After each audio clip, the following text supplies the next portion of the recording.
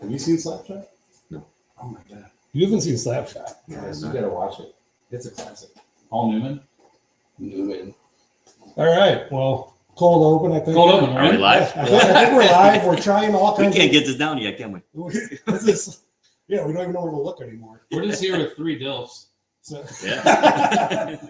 we did add one more. Over the break, added one more fan. So cheers Do we to get another fan? Cheers. we have one more of the family. Yeah, Atticus Finn Perry. He's Atticus Finn. all 2 weeks old of him. So Is this is the inspiration where I think it came from, or depends on where you think it came from. where'd it come from? A book, maybe? Yeah, book. Yeah, Classic? Yes. So I have my children named after 2 books. Okay. My English teachers, who probably would think that I would never even know how to read, they're probably impressed now. Jokes on it, right? Well, you remember Cliff Notes, right? Like we all kind of read those. Yeah, I was, oddly enough, I had like a really good 9th grade English teacher. 10th, 11th, 12th grade, horrible. Yeah. College, no good. How about you guys? I don't remember any teachers. People are like, yeah, remember in 4th grade when our teacher was this and you sat behind me? I'm like, no, I don't. Speaking of English teachers, in like 7th grade, I don't even know, 6th, our teacher was like 1950s Playboy centerfold. Are you serious? Oh, yeah. That's amazing. She was also like 102 when she was our teacher. So, Okay. I mean, Gilf maybe. Yeah, we could change out a G for a D, or D for a G. Nevertheless, we have Nick What an Oosting, opening. Yeah, the Oosting Group, we're here. back in action Yep. for season 2 here. We'll talk about all kinds of weather stuff here too. But Nick, I think you talked about a brand new office, maybe. Yeah, the hosting group's got their own dedicated office now that we're excited about. So we're going In to your be hometown, Beecher, Illinois. in Beecher, Illinois. Yep. So we got our own office just did the lease about a week or so ago, and we're getting everything together. We'll do an office warm party at some point in time here. Absolutely. But getting everything ready to go. So yeah, that's good news, and stuff's moving up for us. So excited about that. Love that. Appreciate it. Always That's growing, always developing. Never stop. And just capturing the Beecher market, right? Like Yeah. you're talking about a marketplace that people are moving there pretty frequently, right? Yeah, we just had a So showing of one of our population growth? listings from Oswego coming out to Beecher.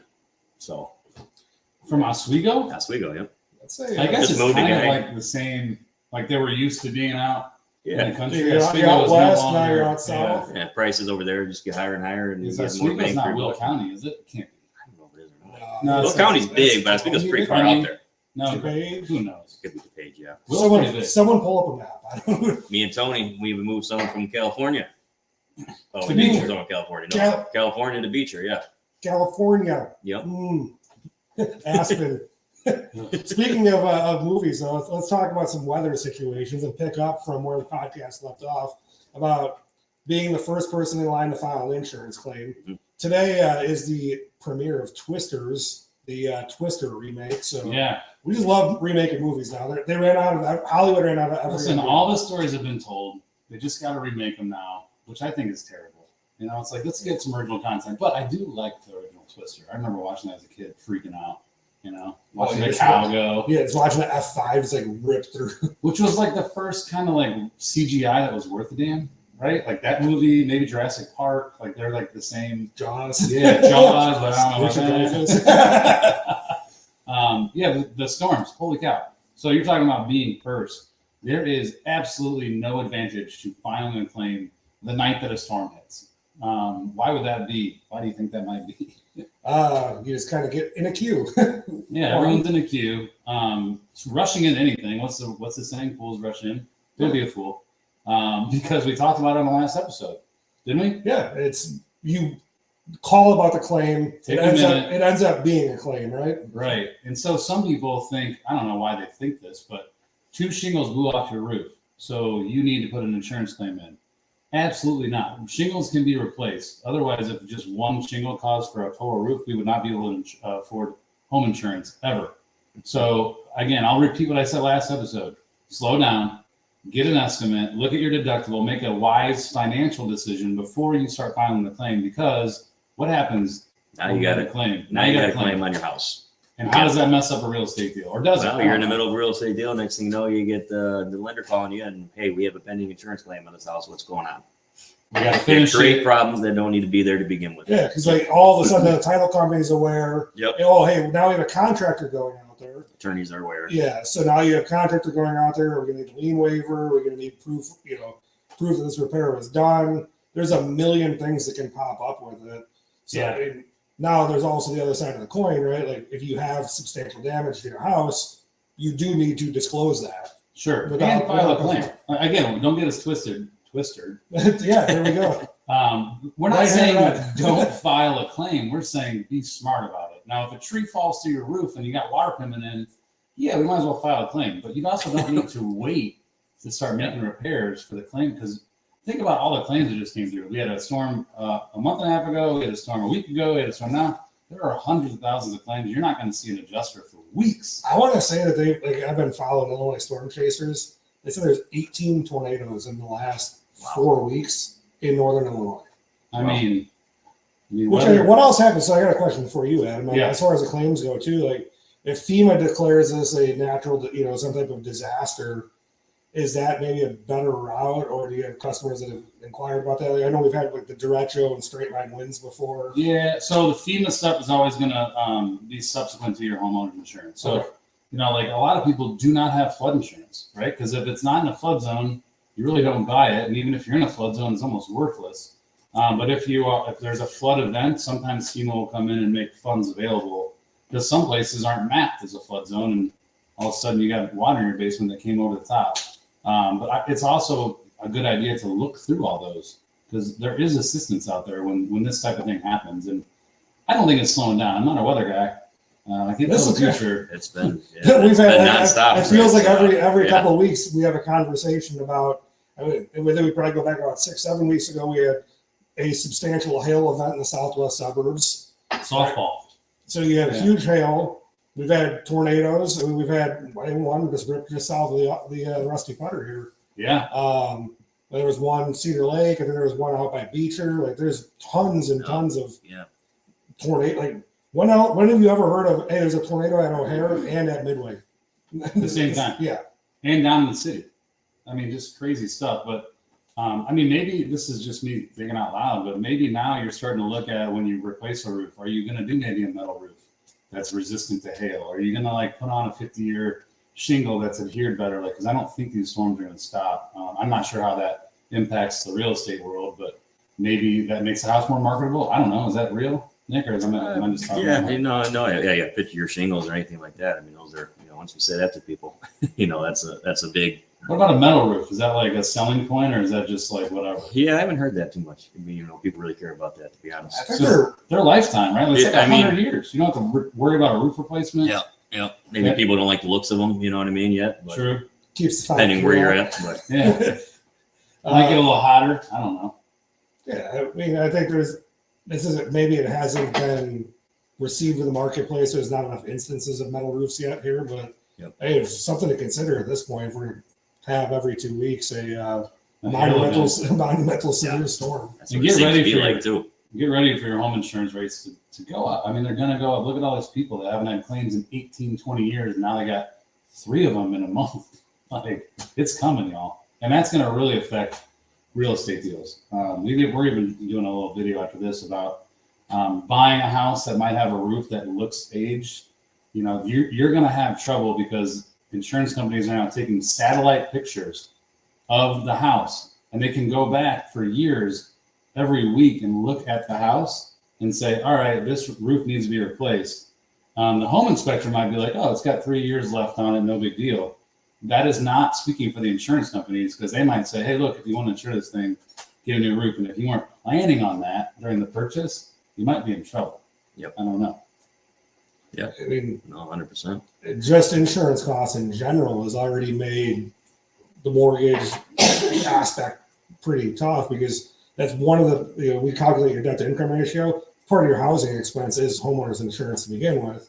So now you're tasked with, maybe getting the proper homeowners insurance endorsement for a roof. Like I believe Indiana has some special endorsements. Yeah. Versus taking the chop shop insurance, because you just want that payment to be $35 a month less. And that $35 a month less could be the difference between you paying $40,000 out of pocket for a roof later on, or the Yeah. insurance company appropriately covering it. And they are coming out with, so all the companies are now coming out with scheduled like endorsements. So you can insure your roof on a depreciated schedule if you want. It does save money. I kind of like it because, like, look, I'm not going to look at my home again as a maintenance policy. But there's schedules that say, hey, look, I'm going to depreciate this roof if there's a loss, or no, I want the full boat and I want a matching endorsement, or let's get a $10,000 wind hail deductible. There's going to be all kinds of stuff out that will control the premium. But you just got to make sure you got an emergency fund that matches. You understand the backside of it, right? That's the biggest thing we've talked about is you can save $1 here, but does it cost you $2 later on? Sure. What's going on in the real estate world? What we got inventory coming in, or what do we got? I saw a spike in Texas and Florida, some chart I saw. Yeah, something's going crazy there. But is that coming here? Or are we? We haven't seen a spike in inventory, Tony. I don't know about you. We have not seen the spike in inventory. No, it's about buyers stacking up, and I think what's kind of gone on here is now the media is starting to report. They always report about a week and a half, 2 weeks behind on interest rates. Sure, interest rates are working their way down. Yep. This CPI report excluding shelter, so inflation all of a sudden is broke, right? Like they finally the straw that broke the camel's back. We're now starting to see a decline in inflation. Okay. Fed Jerome Powell comes out the other day and says, we're not going to wait for inflation to hit 2%. We're going to look at cutting rates. So now the market, again, I can't stand when people love to post Fed cut the rates, your mortgage rate's going down instantly. That's not necessarily the case. But the futures market has 100% chance of a rate cut priced in September. It's already priced in. It's like 99.9% chance of at least a 0.25% rate cut in September. Okay. And then at one point there was, maybe a December cut, no September cut. Now it's about 100% September cut, and a lot of momentum for a December cut too. And again, just to clarify, we're not talking about mortgage rates. We're talking about the Fed rate. So the Fed funds rate, and we could go on for hours and hours because I'm just a nerd and no one really gives. You are a nerd. Yeah. No one really cares about all of that much. But the biggest thing is when the Fed also will make other adjustments to their balance sheet. Yep. And it'll bring some liquidity back into the mortgage-backed securities in the fixed income market. Okay. And that's what actually drives your day-to-day interest rates. Is how much money is available inside of it. How much demand is there for a fixed income product, right? Like all of a sudden you have the S&P, the Dow all hitting records again. Yeah. So there's all this money and all this flow towards equities, and it's flowing out. It's sapping up the demand for fixed income. There's almost so much money to go around in these investments. Well, I mean, you can keep printing it, but that's a conversation for a different day. We're gonna have a full Bitcoin. I mean, we want to go full on wild. Bitcoin replacing the U.S. dollar in what year? I'm sure. Yeah. 2027. Oh, wow. I mean, hey, we want to go real conspiracy theories too. Like, why is the market popping up after a presidential attempt of an assassination? Like, that makes no sense either. But I think they're pricing in who's going to win. If I'm being honest, like, how does he not win when he's doing that, getting hit by a bullet? I don't know, not to get political, but wow, it is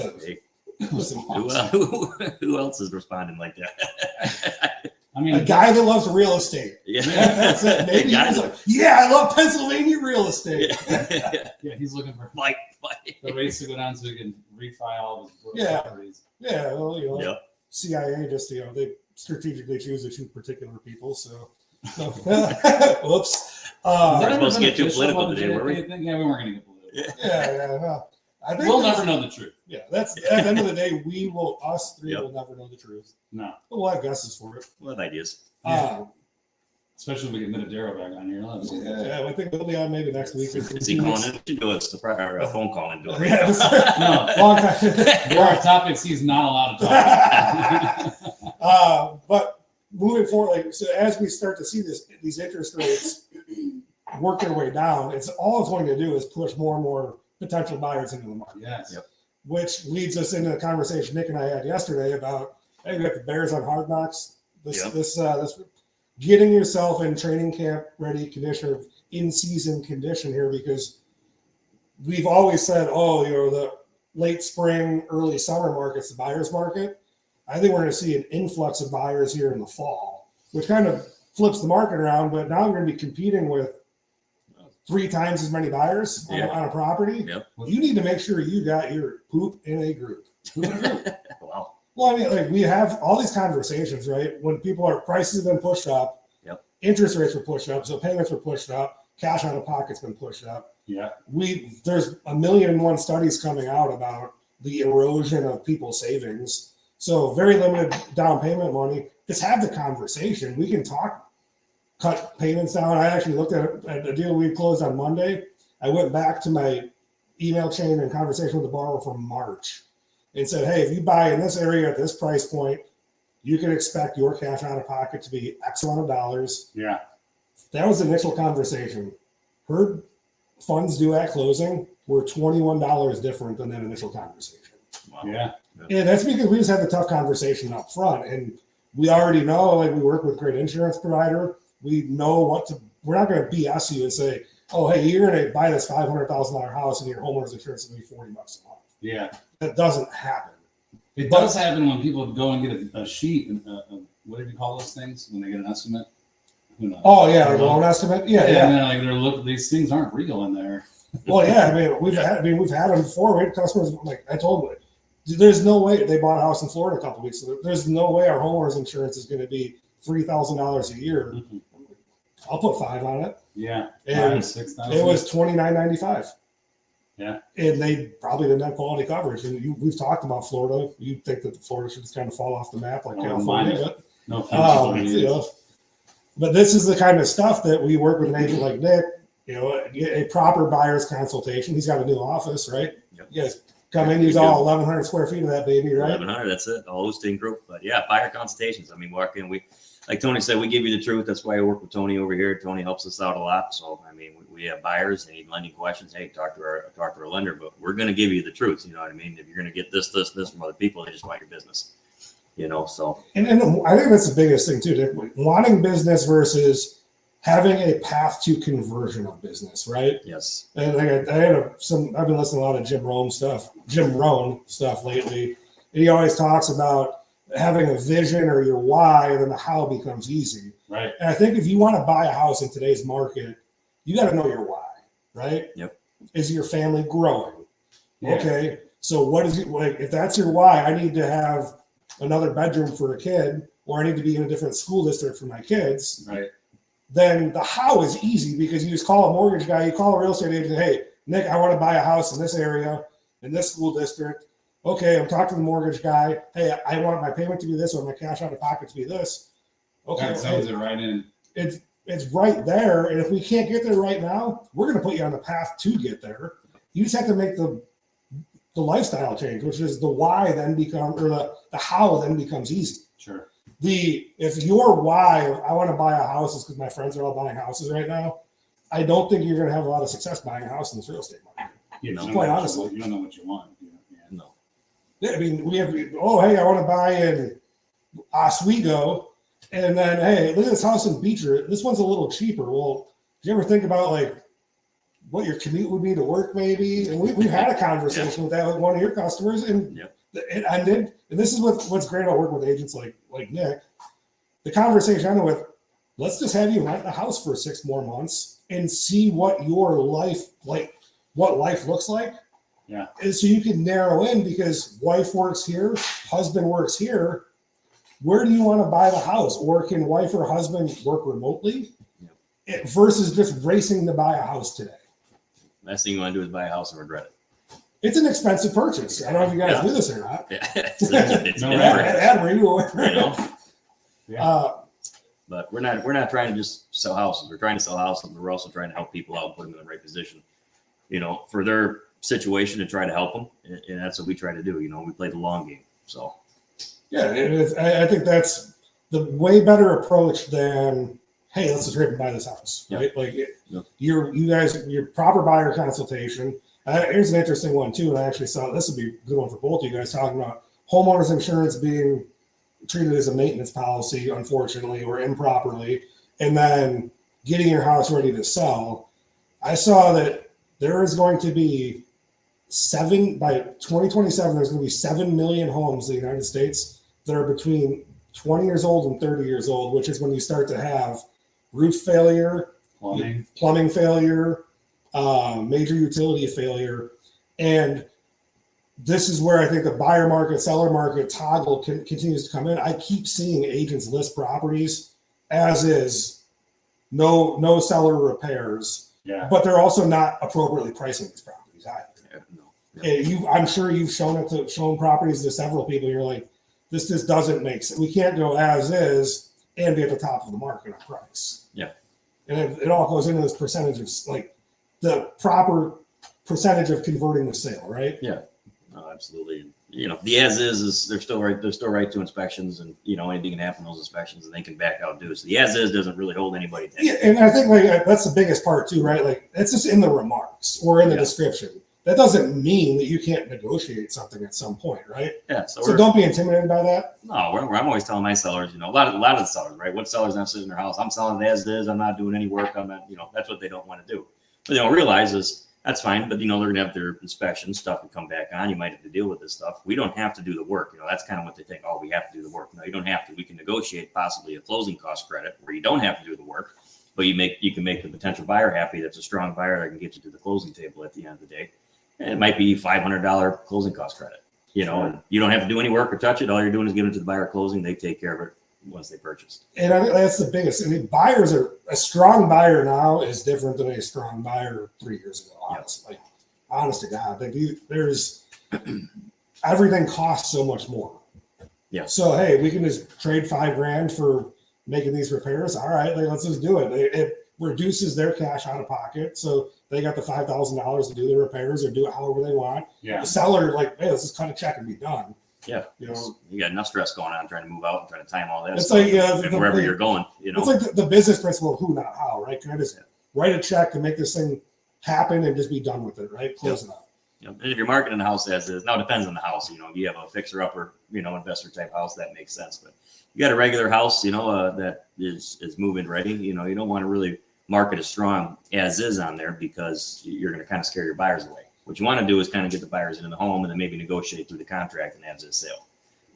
That's the best way to do it. And that's why you work with a real estate agent. Yep. Like that is it right there. Yep. So you get more money because you're not marketing it as is. You're not scaring anybody off because the first thing they're thinking in an as is in the description is, oh, what's wrong with this place? That's the first thing of the question I get all the time whenever I see that buyer. Well, I'm a little nervous they're going as is. Hey, Tony, you know this. Majority of the real estate contracts nowadays actually go as is. Yeah, I mean they're because they negotiated afterwards, and we typically still have the inspections, and there could be problems that maybe we negotiate later. So, and like that's the biggest thing is, you know, this whole concept of real estate agents inflate things and do these things. It's not there. They are there to help you navigate that stupid remark in the system and make it a negotiation. Yeah. Yep. Agreed. Right. I mean, it's like you bought cars, you bought everything. It's negotiation. Yep. And flipping gears a little bit on this, we just had one where we had an appraisal come back in way low that we thought. You know, talking about why work with a real estate agent or people that know. So we ended up fighting this appraisal and we ended up getting up $28,000 than what it previously was, which is hard to do. It's hard to do anyway. It's very impressive. Yes, we were able to fight that tooth and nail with the lender and the appraiser. Got everybody on board, and so these people thought, you know, if they didn't have an agent, they might have taken the $28,000 less. They ended up getting $28,000 more. That's and I think we could talk about maybe we're running a little late on this one now, but maybe when you're on next, we could talk about the reconsideration of value and the appraisal process. Yep. One of the key things there about using a real estate agent, when we want to do is, okay, hey, Adam, you're buying this house for $500,000. We get the appraisal back. I call it, Adam, you know, this thing came back at $450. We're going to talk to the agent, see what they want to do. Unless you just want to pay $50,000 more, it's up to you. You're probably going to say, I'm not really interested in that, but let's talk about it, right? We'll call the agents. They go through the MLS. They search for closed sales. They go, hey, maybe the appraiser missed one, or because maybe there's an improper property description, something like that. Yep. We have to, as the lending side, we have to provide valid data to the appraiser to contest a value. Yep. Valid data is a sold sales sheet from the MLS. That's realistically about it. Maybe there's a for sale by owner one where we can get a deed and reverse calculate what the sale price was and get the data from the county assessor about what the house was. Yep. But that is a real bastard on the lender's side. Yep. So again, working with a real estate agent, whether you're selling or buying, you go to the car dealership, you just don't go walk to the GM and say, "Hey, we're buying a car." Like, you don't just go to the Ford. You don't go to Ford over there and just grab an Explorer off the line, do you? Yeah. Maybe we could. It's important to work with people who know what they're doing, who care about what they do, and they're trying to this is careers for all of us. I know, and everything that we do. So I think that's important. Some people do it for the wrong reasons, and some other people do it for the right. But yeah, work with a real estate agent, work with a lender, insurance. Adam, what do they do on the storms? Should they call in before making claims real fast? I mean, you guys what's the best? You guys got great customer service, so yeah. You can call someone here, have a conversation before you hit that. Yeah, luckily my house didn't get hit, but if it did, what are we doing? I don't want to put you in a bad spot. People dodge and claim, but they can have a conversation about it. Yeah, they should, and honestly, it's what should be happening. And the biggest thing is understanding that, like, hey, the insurance will cover storm-related damage from that storm, not from 7 storms ago. Yeah, that storm. So most of the time is something that's going to be retained as a risk cost to you because it's a shingle or a piece of siding blew off or whatever. So you got to have that conversation because if you put a claim in, even if you don't get paid, it is still a claim on your record, which does affect the rate. And with insurance companies getting tighter and tighter on their underwriting, you don't want to have that if you could avoid it. And avoiding it is calling a contractor and getting an estimate. What is the storm-related damage? How much is it? What's my deductible? What do I got in reserves? And then make an informed financial decision because putting that in it could have consequences. It really could. So get a contractor out there, get an estimate, maybe call you guys and say, hey, this is what we what's got. Is it worth it? Is it worth it? What do you think? And sometimes it is, sometimes it isn't. A lot of people are losing food right now. Like there's people that haven't had power since Sunday. Yeah. So what do you do with the food? Well, there's a form on ComEd you can fill out, and you can actually make a food claim with ComEd. I don't know if you knew that. Yes, I did. So you could do that, but good for people that know that. You probably maybe need to go get a generator and fill the gas, like loss prevention. But putting in a claim for $1,000 worth of food, bad idea. Yeah. I mean, that is only 2 bags of groceries. Yeah, really. Yeah, right. But so that is real important, though, right? Because we were talking before we got on. My brother lives in Peoria. They got smoke, and his power's out till Friday. He doesn't have a generator, so I think Peoria's got Ameren for insurance. So I'm sure it's probably similar. But ComEd for people in the south suburbs, the north, whatever. Yeah, there's a form that people can fill out for a food claim with them. Yeah, on their website or call me. We can send you the form. But I don't know what the specs are. I don't know what the specifics are on what you can and can't claim. But that's a prevention thing. Get yourself a little gas generator if you need to. Plug in the essentials. Mm-hmm. If you're on like oxygen or something, or you have a health situation where you need power, maybe think about that now. Like prevent something from happening. So yeah, that's all. Just be informed. Inform, prevent. These themes just keep popping up. It's weird. Prepare. Yeah. Talk to someone who knows what they're talking about. Talk to the professionals. A human, not a human. robot. A human. I will tell you, these damn robots, every day. Yeah.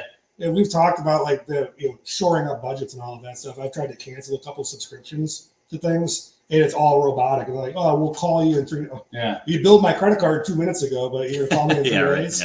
Right, Nick, what else? Anything else kind of popping up for the Oosting group here? New office. That's it. The new office. We do got some. New office is in Beecher. Is in Beecher. So stay tuned for that office warming as we get that ready to go here. Hopefully by the end of the month, going into the next month. So we'll see. We got some other exciting stuff coming up that we're not sharing yet, but stay tuned to that as well. So that's what we got going on. Subscribe, yeah. Like, follow us. We got 2 cameras. We got 2 cameras now. We just spent an extra $19 to put this 2 camera up. Guys, we might have 2 microphones soon. We're gonna clean it up. Yeah, look at it. We're trying. It's all thanks to our loyal customers. Yeah, we have 13 of them. All 13 of them. Well, we got 14 now. We got Atticus. So he's got to get a Facebook so he can follow the Rusty Putter page. I think we're gonna maybe go through a little rebranding on some of that stuff too. That way, Facebook trying to hold us down pretty hard on it. Yeah. Maybe go to YouTube. X won't give it to you. Yeah. Elon Musk moving on out. You see, I put a poll out to like maybe switch it back to Twitter. Did you see that? I did not see that. I did see he's moving SpaceX and one of his other companies out of California though. I believe that. Is he going to Texas? Oh yeah. All my exes live in Texas. Mm-hmm. And X literally lives in Texas. It does. All right, guys. Anything else we need to hit here? No, button down the That's hatches. Twister movie's out. Check it out. Yeah, like look at real home damage there in that one. Yeah. Go see Twisters. Don't see them for real. I did see that, like, due to all of this whatever environmental stuff with the weather, don't anticipate too many storms here the next 2 to 3 weeks. But Really? yeah, I hope you're right. I mean, we can't keep having this stuff. But at the end of the day, we've had this conversation. This is the third time in the last probably 2.5 months. Do not rush to file the insurance claim. No. Don't do it. Being first in line doesn't matter. Doesn't matter. Be It smart. probably cost you more, right? As Elvis once said, only fools rush in, right? Fools rush in. If it was good enough for the king, it's good enough for us. Nick, how do people get in touch with you? Facebook page, Realtor Nick Oosting. Give it a follow. We keep our content going every day, as you guys know. Otherwise, give me a call, 630-284-9624. Every time you start saying that number, he's going to say mine on accident. Adam, they can get you. Adam is my agent. AdamsManagement.com, baby. ApplyWithJR.com. We'll smell you all next week. Peace. All right. Oh.